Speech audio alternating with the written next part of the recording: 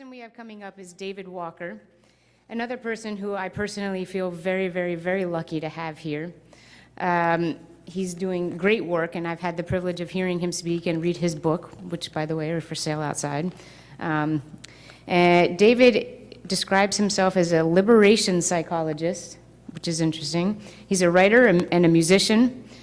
Since 2000, he's consulted with the 14 Confederate tribes and bands of the Yakama Nation in central Washington, while his personal connections to Indian country reach back to his childhood and Missouri Cherokee heritage. His recent critiques and historical analysis of the U.S. mental health system's checkered role with Native Americans for Indian country today are both well-regarded and controversial. He's done many other things, which you can read about in our program. I'm really grateful to all of you for allowing me to speak with you today. I'll be using words, as we go forward, I'll be using words like native and white this morning. But I'd like you to try with me to understand them in a certain way, historically. Race is a biological fiction, but the single most important social and political reality of our time. In the U.S., the word Native American is an updated, politically correct version of the word Indian. But ultimately, these words were invented by white people and fortified by academics in the 1800s who studied the skulls of the deceased victims of genocide they called crania americana. Both Native and Indian became a strong source of personal and community identity among youth from hundreds of diverse cultural communities kidnapped or coerced away from their families into federal and church-operated boarding schools from 1890 to 1970. Now, if you were to visit for a while with one of these communities who were forcibly organized into a tribe in 1855 in central Washington state, a tribe called the 14 Confederated Tribes and Bands of the Yakama Nation, you'd soon realize how many know their history, know what happened to their people, and fully realize the incredible sacrifices their elders made to preserve their language and traditions and their very selves against the unrelenting forces of white supremacy. This is a community I've had the honor to consult with for the last 17 years.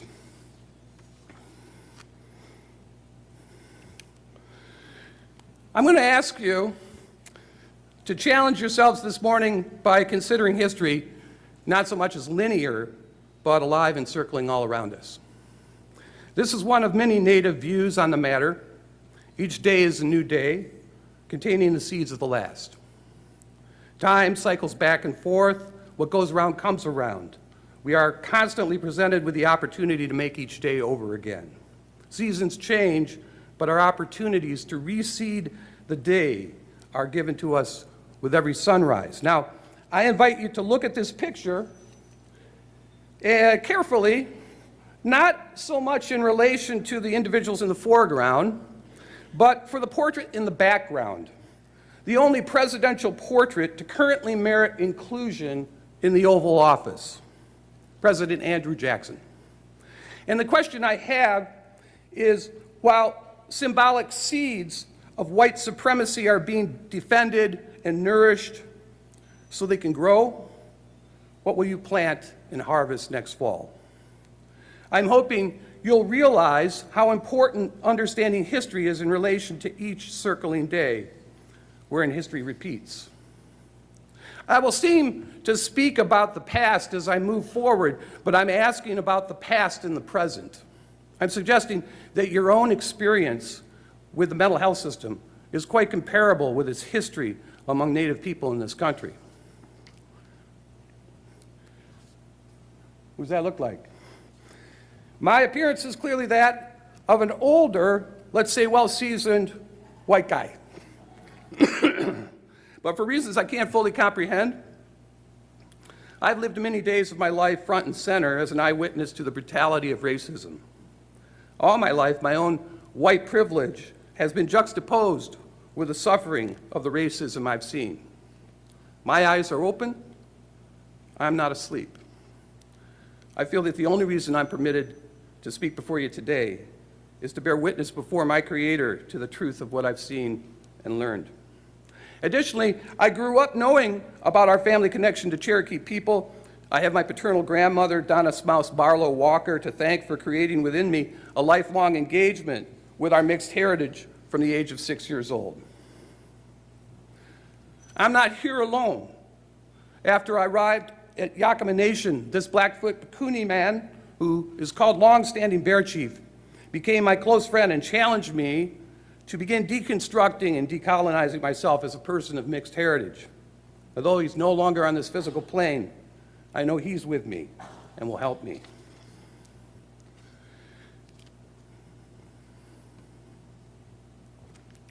My adopted Kala, Yakima Kala, which means adopted grandmother, Lavina Wilkins, she knows I'm here as well.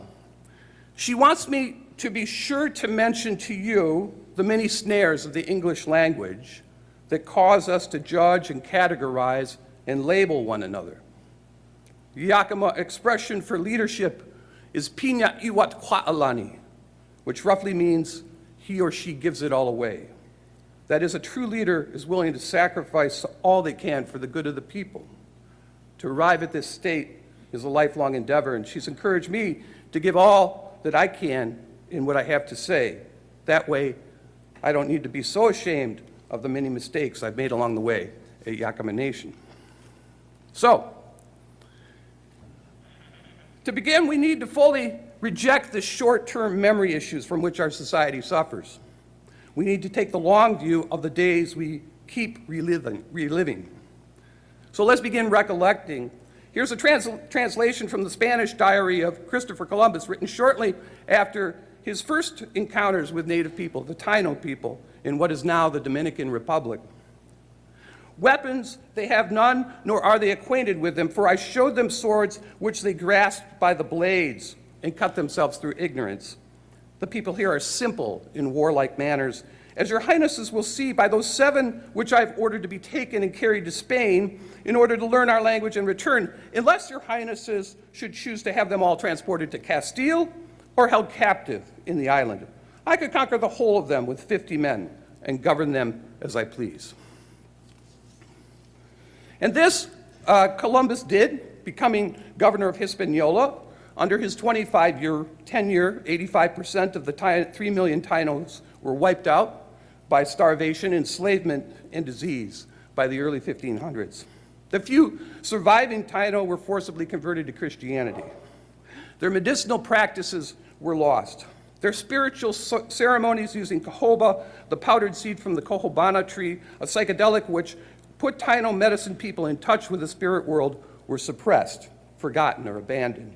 Their language became nearly extinct. Their descendants were born mostly through the sexual enslavement of Taino women to the conquistadors.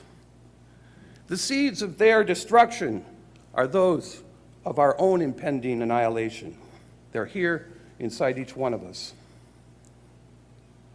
Now, 5 years before Columbus's arrival, German Catholic clergymen Heinrich Kramer and Jacob Sprenger published the Malleus Maleficarum, or witch's hammer, a tool of the Inquisition.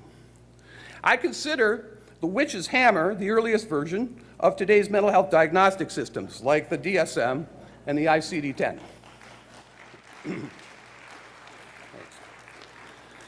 This book has remained second only to the Bible in popularity for the next 200 years. In writing my first novel, Tessa's Dance, a character came to me who hears voices and has visions and premonitions. Her name is Laureen, and like many Native youth I've been taught by over the years, she grew up in foster care. She comes from a medicine family, a family known locally for having spiritual abilities. In the Yakima way, she's not viewed as pathological, but as gifted. The troubles she's experienced have to do with the gifts she's been given and the misunderstandings she experiences from other people. In terms of the witch's hammer, however, someone like Laureen is possessed by the devil. Here are the symptoms listed in this book. Devils produce not voices but sounds which have some likeness to voices and send them articulately through the outside air to the ears of the hearer. The devils employ certain lower bodies, such as herbs, stones, animals, and certain sounds and voices and figures. Let's be right here where we are in this very space in this building. Just down the road, 380 years ago, European intolerance and white supremacy over the people they saw as pagan or heathen led to the burning massacre of the Pequot people. 1,000 people, mostly women and children, were shot to death as they ran from the flames. How we categorize and label people can kill them. And I'm sorry to say that my generational white grandfather, Richard Walker, was a rifleman in the Pequot massacre. I'm interested in what he teaches me about how I should be living my life now because, as I've said, we have a new day. Only a few years after the Pequot massacre, Puritan John Eliot began preaching among the Wampanoag, who once lived all around this very spot where we are right now.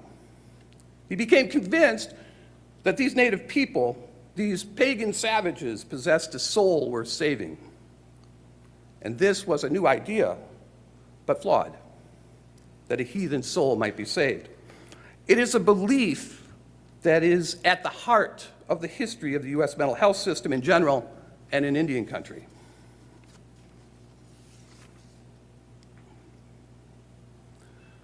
This idea that heathens must be saved rather than murdered caused much controversy among white European colonialists just prior to the American Revolution. Ben Franklin himself became deeply involved in the issue when he published a pamphlet in 1764 protesting the massacre of 20 Susquehannock people by what he called white Christian savages. If you'd like to know more about that, look up the Paxton Boys. If an Indian injures me, does it follow that I may revenge that injury on all Indians? Asked Ben Franklin. This was a superb question. A Paxton militiaman, a white supremacist of the time, responded to Franklin's pamphlet by asking, whoever proclaimed war on part of a nation and not the whole? The Paxton argument won and helped to create the Indian War Doctrine, which settled the entire matter in favor of genocide. Words like Indian Wars in so much of American history represent more than historical revisionism. They are an undoing of the very real debates over what it means to kill people in order to replace them. They are a prime justification through the use of words. If it is war, it is not murder. The Texas Board of Education currently controls maintaining such words in high school textbooks across the United States. Now, imagine the use of many different words and symbols to undo genocide and oppression being taught to each successive generation of Americans. Laws are passed, rules and social policies are enacted in countless places all over this country. These many justifications serve a process my Shawnee friend Stephen Newcomb calls domination metaphor. Domination metaphor is the use of language to control or dominate the other with a capital O, that is, marginalized, segregated, or disenfranchised groups of human beings. Domination metaphor serves white supremacist ideology. It is obviously embedded in its rhetoric, and it's also subtly present all through the practices and theories of the Western mental health system. If someone is told, due to your deficits in understanding reality, you are a schizophrenic, they're applying a particular professional version of domination metaphor. They're likely unaware of their participation in the past and are only exercising an assigned cultural role as an expert on you and your behavior. As a licensed psychologist, I've earned a particular type of eagle feather called a PhD. And this has provided me with a priestly status of calling you a heathen or a pagan. Below average, weaker, impaired, inferior, deficient, non-conforming, non-productive, poor reality testing, anosognosic, mentally ill, mentally disordered, to me, are all examples of domination metaphor in the culture of the Western mental health system. A psychology of liberation means surfacing, exposing, and dismantling the power structure of this metaphor. It is what psychologists and psychiatrists should be doing.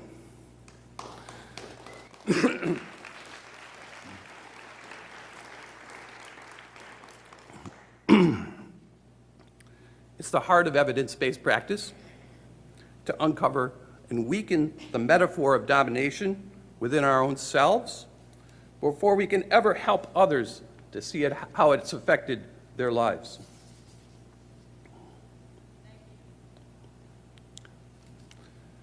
The most powerful domination metaphor affecting Native America has been that of manifest destiny. Manifest destiny has been a doctrine deeply held by many generations of white people, that they were given the right to take away and occupy the homelands of Native people by God. Here's an example of a visual domination metaphor of manifest destiny. It's by Emanuel Gottlieb Leutz and called "Westward the Course of Empire Takes Its Way." The mural was painted in 1862 and still hangs in the House wing of the United States Capitol. In 1820, my white ancestor, Return J. Meigs Sr., became the first United States agent to the Cherokees. He married a Cherokee woman named Grace Starr and sought to preserve Cherokee land holdings through the treaties of Tellico. He died in 1820, and only 3 months later, the U.S. Supreme Court enacted manifest destiny into law by proclaiming white Americans have, quote, a right to take possession of land notwithstanding the occupation of the natives. When today's white supremacists proclaim they want to create an ethno-country, they are reenacting what has always been underway. When they say they want to push out people of color and create their own land and get back to the good old days, this is what they mean. In 1823, Andrew Jackson was a newly elected Democratic senator from Tennessee. Like Donald Trump, he ran on a platform of empowering the common man. By this, he meant poor white men, to reward his many constituents, those poor white men who elected him to office. Jackson worked hard to give them stolen Indian land. Jacksonian democracy reinforced white supremacy in this country. Jacksonian democracy is greatly admired in the White House. In 1830, the Indian Removal Act was signed by President Andrew Jackson, commencing a trail of tears for the 5 civilized tribes, quote unquote, of Chickasaw, Choctaw, Muskogee Creek, Seminole, and Cherokee, also Wyandot, Kickapoo, Potawatomi, Shawnee, and Lenape peoples. The reality of people being excluded from their own land to create a single ethno-country, an all-white country, already happened here. This is what I mean by historical recapitulation. This is how words and images replay a social metaphor that dominates and kills people.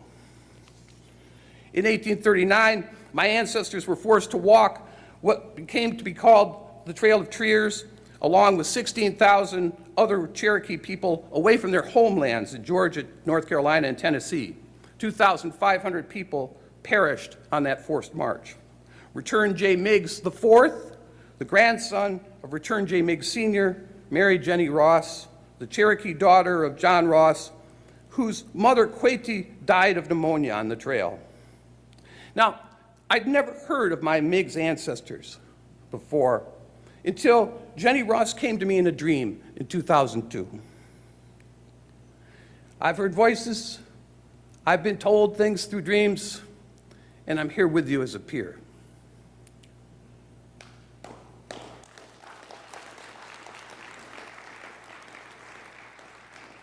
1,500 Cherokees dropped off the Trail of Tears in Missouri and never entered Indian Territory.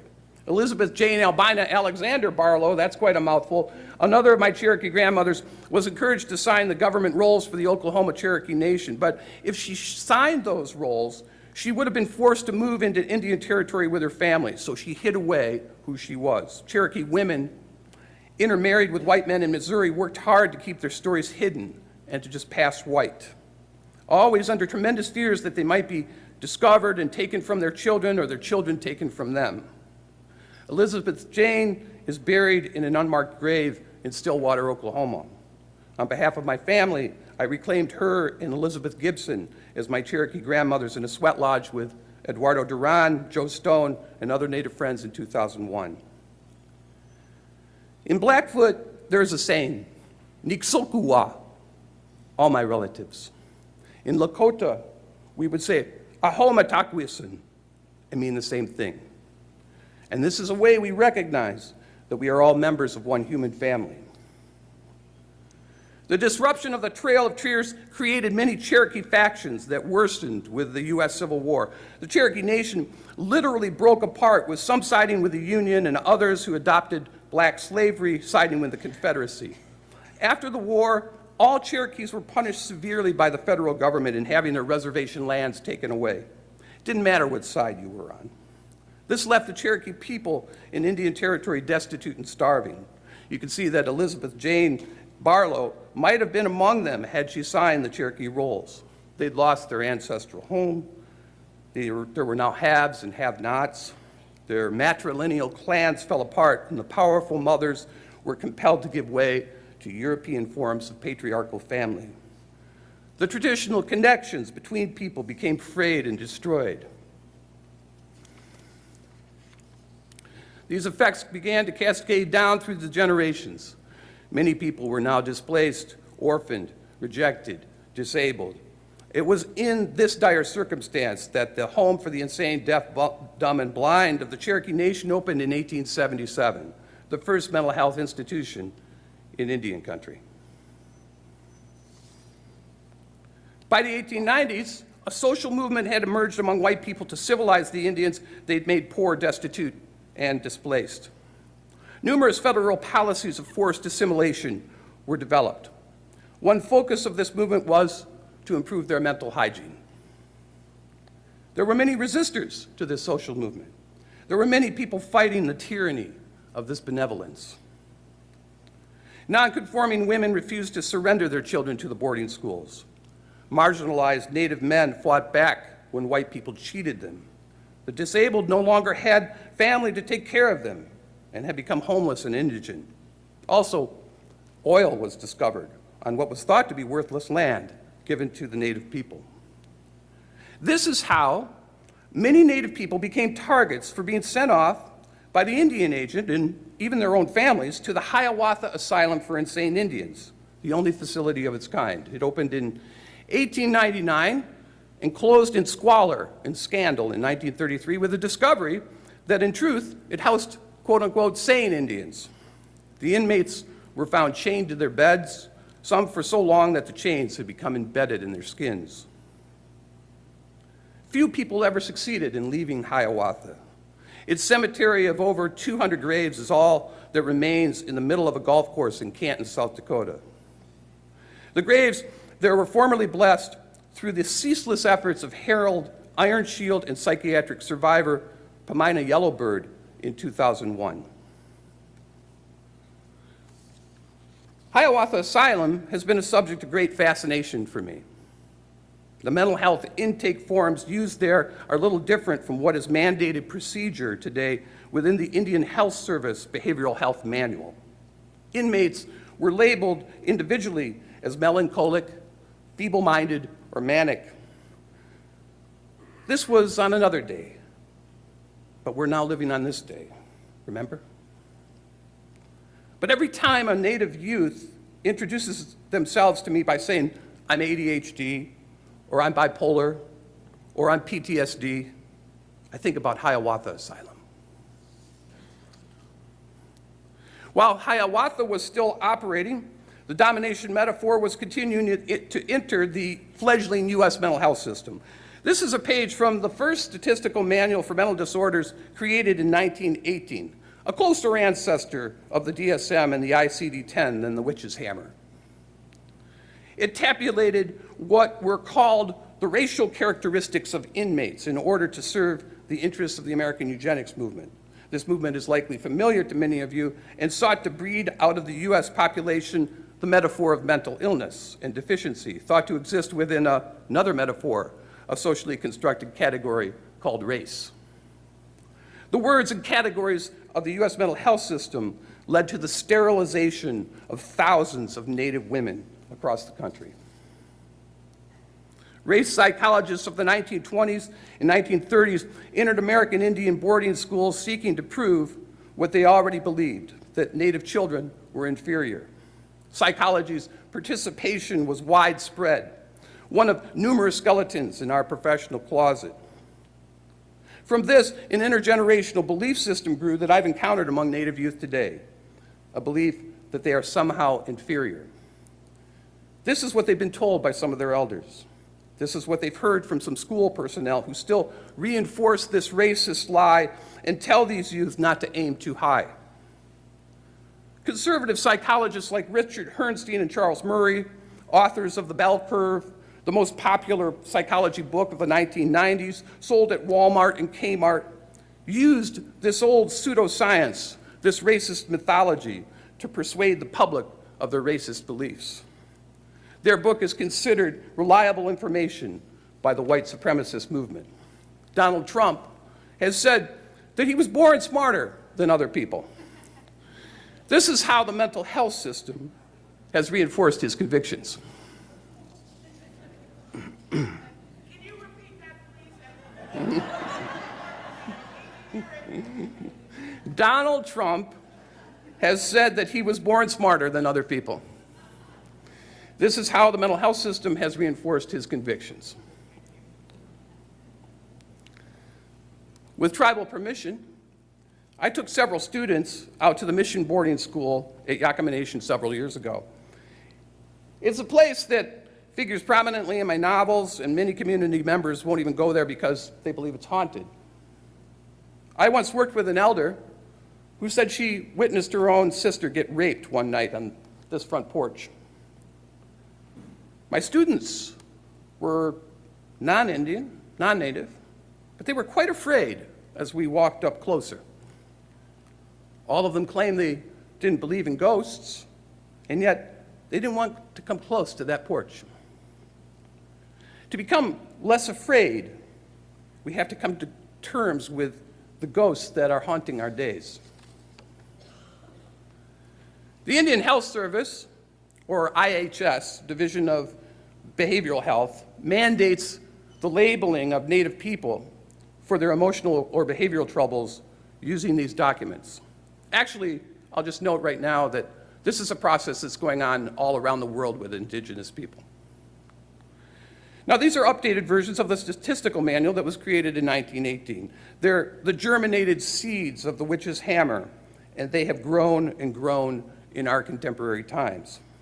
The division also mandates the prescribing of psychiatric drugs as a first response to depression by all its healthcare providers. I haven't mentioned yet that the federal government considers many Native people to be depressed. Indian Health Service uses several depression and PTSD screening tests created by drug manufacturers. Native people have the highest suicide rate of all the ethnic categories maintained by the U.S. Census. The word oppression is not contained within these two documents. According to the federal government, Native people do not suffer from oppression.